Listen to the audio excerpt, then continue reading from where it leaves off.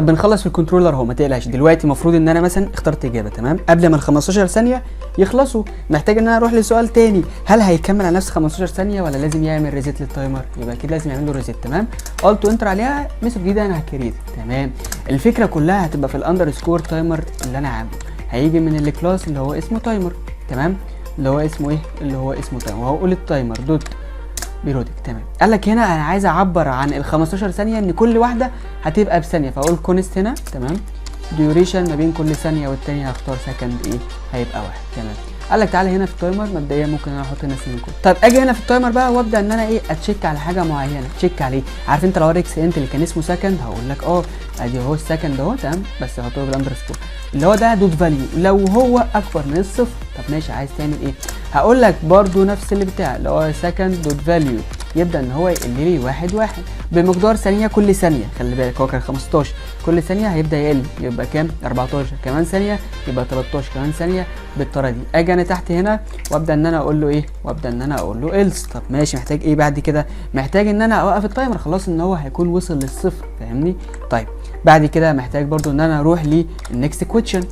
خلاص التايمر خلص. طب انا كده خلصت من ايه؟ من الستارت تايمر. تعال نروح بقى للريزيت تايمر، لسه عاملها دلوقتي. انت بقى افتكرت ان هي هتبقى حوار وحاجه كبيره وبتاع، لا انا بس هوصل السكند تمام للماكس سكند. تمام، فابدا ان انا اقول اندرسكور سكند دوت فاليو ماله يا عم؟ هخليه ايكوال هنا لايه؟ الماكس سكند. طب حلو، ازاي بقى اقدر ان انا اعمل ستوب لمين؟ للتايمر. قولها تاني كده، هعمل ستوب لمين؟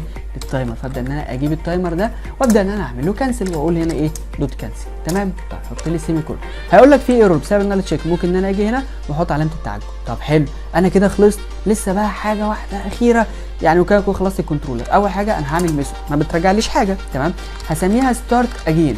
هستفاد ايه بقى من الميثود ديت؟ هستفاد ان انا لما باجي علشان ابدا كويز جديد من الاول خالص الميثود دي تتنفذ، فانا هصفر كل حاجه.